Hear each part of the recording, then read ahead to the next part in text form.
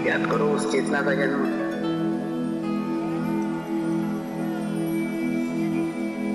जब चेतना ने एक छोटे से नन्हे से बालक के शरीर में प्रवेश किया था। याद करो उस चेतना को। वो चेतना बालक के छोटे से नन्हे से शरीर में प्रवेश कर गई थी। वहीं से गलत प्रेमियों का जाल बुनता चला गया। चेतना ने जिस बालक के शरीर के आवरण को पहन लिया,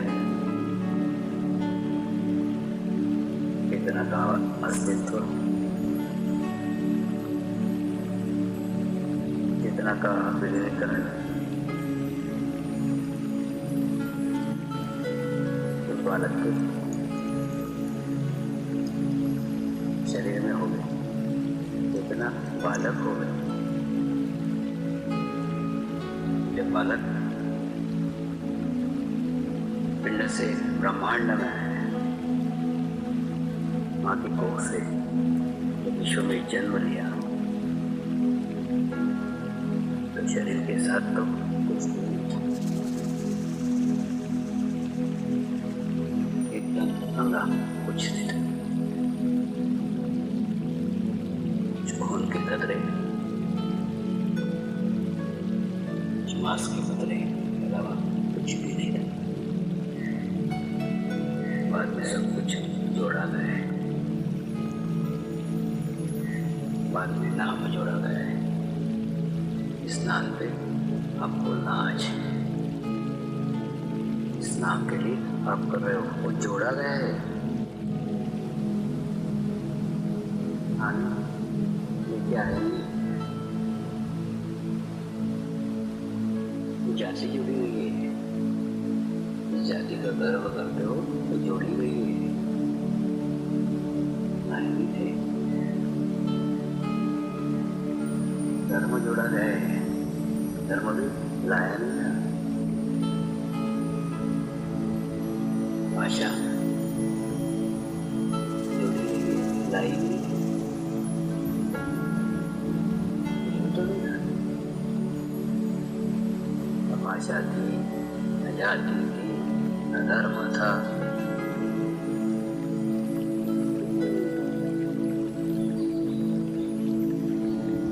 ये आवरण क्या कम हुए तो और लगा दे पहले पद के, धन के, बुद्धि के, रूप के, धर्म के,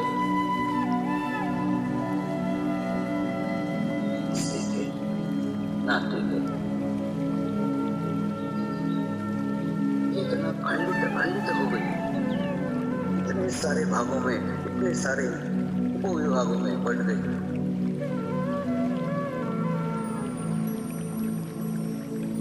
साथ भौतिक संसाधन जुड़ने चाहिए।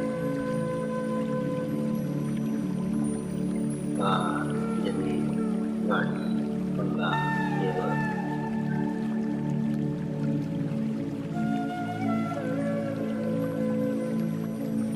सारे फैलाड़ों में उस चेतना को खोजना बहुत कठिन हो गया, बहुत मुश्किल हो गया।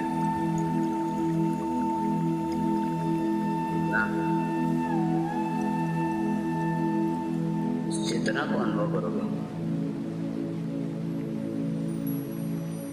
जितना उस चेतना के भीतर जाओगे, अंदर जाओगे, बाहरी आवरण गिरते चले जाएंगे। सारे बाहरी आवरण छूटते चले जाएंगे, एक एक चीज छूटते चली जाएगी।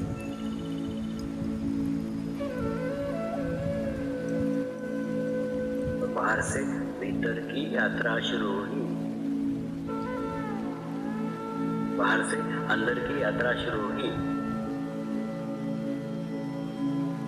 आत्मा से परमात्मा तक की यात्रा शुरू होगी। लेकिन ये यात्रा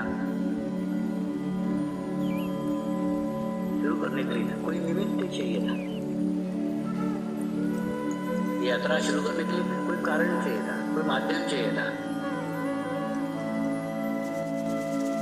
कोई एक ऐसा माध्यम जिस माध्यम को टकरा करके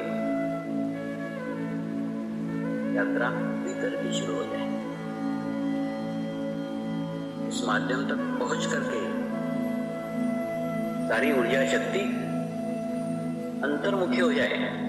ऐसा कोई माध्यम की आवश्यकता थी, और ऐसे ही माध्यम की आपने जन्मों जन्मों से इच्छा की थी।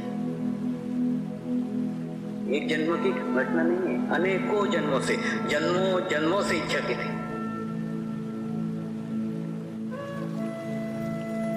और उसी शुद्ध इच्छा के कारण आपके जीवन में आपको एक जीवंत माध्यम मिला।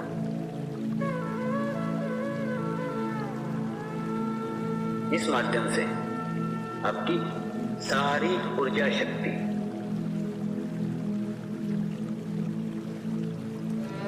भीतर की ओर परावृत्त हो,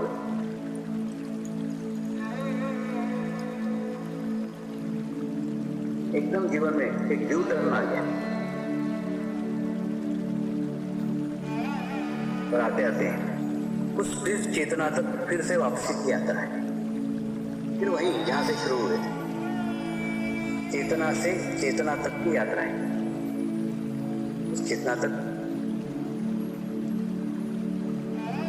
पहुंचते पहुंचते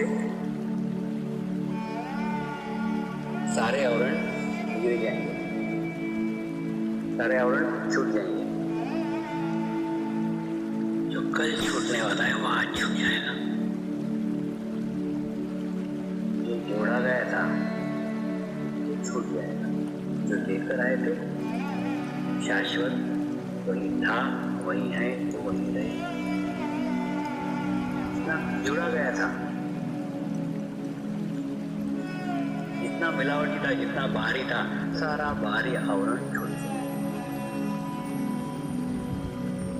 वो वापसी की यात्रा आपको अकेले तय करना होगा। इतना से इतना तक की यात्रा आपको अकेले तय करना पड़ेगी। यहाँ कोई साथ नहीं, कोई साथ था ही नहीं। इतना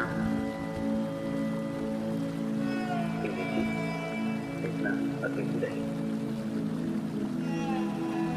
जितना कि बाहर की यात्रा में सब साथ में है, चेतन के भीतर की यात्रा में सब छूटते छूटते छूटते चले जाएंगे। एकदम रिवर्स गियर में गाड़ी चलती है, वही जहां से चले। तो कुछ पूर्व जन्मों के कर्मों के कारण इस जन्म में मिला है, बहुमूल्य है, बहुमूल्य है।